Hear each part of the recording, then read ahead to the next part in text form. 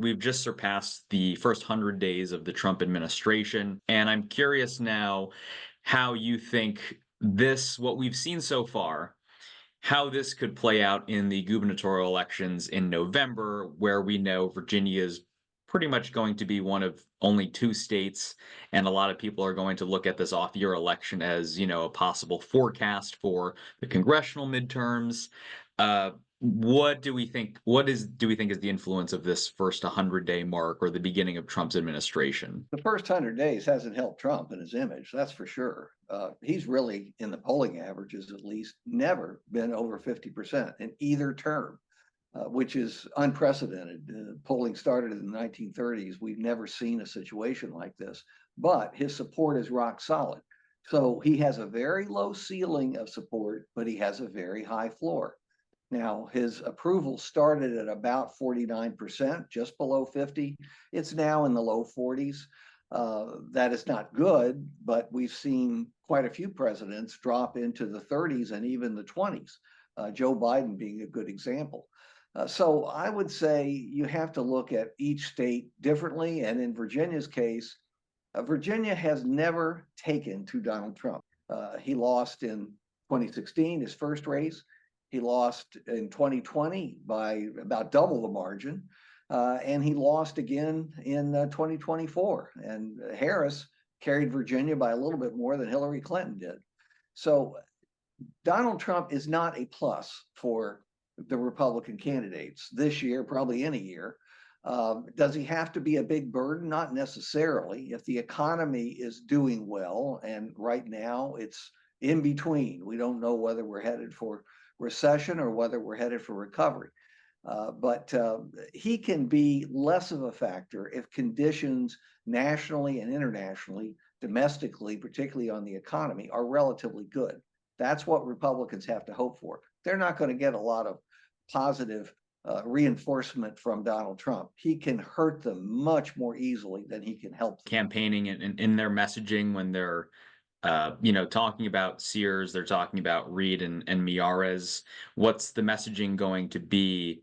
Is it going to be connecting them? Is it going to be, these are MAGA buddies of Trump's, and what will those candidates kind of respond with?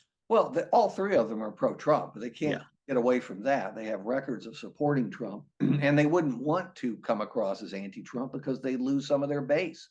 So their dilemma is holding their base, which is very pro-Trump, and at the same time reaching out to independents who may not like Trump, but don't base their vote on Trump. And that's not easy to do, but it's not impossible either. How will they do it? I think they will look to their governor, who, depending on the poll, is still over 50%. He's had a difficult month, but he's still over 50%. And so they will talk about Youngkin rather than Trump. The Democrats are going to talk about both, but they will focus more on Trump than Youngkin, though they're not going to be kind to Youngkin either. Youngkin has opened the door to attacks on him. And governors at the end of their terms are vulnerable, at least in Virginia, where you only have one term. What do you think Youngkin's motive was for the Reid phone call? Do you think that that was just a miscalculation on his team's part? And how have, there's been a couple developments since that initial reporting. His PAC director has stepped aside. There was, the affidavit, the cease and desist, and then the audio recordings. Uh, just thoughts on how this could influence their ability to run an effective ticket. Asking John Reid to drop out was one of the dumbest things that I've seen Youngkin do in his time on the public stage, which hasn't been that long. But that was really stupid. And it's incredible that some of his advisors, at least, didn't think of the downsides of doing that because it was a fait accompli. Reid was the lieutenant governor nominee. Why would anybody drop out at that point? Because that would be the end of the political career for that individual. Whereas if you stay on the ballot, you always have a chance of coming back and winning. So that was very poorly done in every respect. And there are hangover effects for Youngkin. It's reduced his influence within the Republican Party. It's given him a real black mark if he wants to run for president, which some people say he does in 2028. And so it wasn't a good month for him. Now, having said that, this is May, and the election is in November. And there are 1,000 things that will happen between now and then, and even before the early voting starts in late September. So I don't think that particular disaster is going to be at the front of the mind of most voters. So it can, the Republican Party can recover from it, but it was obviously something that they would have preferred not happen. So I'm curious to kind of know about how our folks here, so that's Aaron Rouse for lieutenant governor, and Jay Jones, who is, as you know, re-entering the political arena a bit after the kind of couple-year break. What's their state viability, or are they just primarily known as, folks to coastal Virginia? In the lieutenant governor's race and Jay Jones in the attorney general's race, they're both in the hunt. For lieutenant governor, I talked to a wide variety of political people, and outside of the campaigns, the campaign people always tell you their candidate's going to win easily. But outside the campaigns, there is nobody who understands politics who has any idea which one of these candidates is going to win. The winner could get, 25, 30, 35%. I would guess it would be toward the top of that range. But that's not very many votes in a statewide primary, and the turnout is going to be miserable. There's no gubernatorial race. So it takes politically active and interested people to come out on a hot June day to vote for lieutenant governor and attorney general. It really does. So the turnout's low, which means that any of the people with regional strengths could potentially win if they can stir strong turnout in their home area. So if Hampton Roads wants to have one or two people on the Democratic ticket, they've got Rouse and they've got Jones, and they could turn out in larger numbers than expected and outvote some of the other regions in Virginia. So it'll be a regional vote to some degree. But no, they're both in the hunt. I mean, they're serious candidates. And Jones, that race is 50-50, I'd say. There are two of them. They're both about as well known as the other. I must say, I've only seen TV advertisements for Jay Jones. I don't know if Shannon Taylor has had ads elsewhere, but I have not seen them. And Lieutenant Governor, I think LeVar Stoney to this point is the only one with ads, but the election is in the middle of June. So there's still time. And it makes sense if you don't have a lot of money to spend on TV, you just front load it. You air it in the last week or 10 days because those interested voters are going to show up regardless. You want to give them information at the end of the campaign.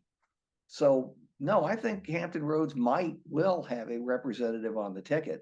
They certainly can if they turn out in large numbers. Now you have House Speaker on the Dems, getting a pretty good new role. So I'm curious, why was he tapped? Was it just natural given all the, kind of rise that he's seen over the last couple of months? Was that kind of already happening, or is there something more strategically to that for Virginia? And Virginia is actually very important to both parties this year, but especially to Democrats. They are under the gun in every way you can be. They control nothing at the national level, not the House, not the Senate, not the White House, not the Supreme Court. They want a success story.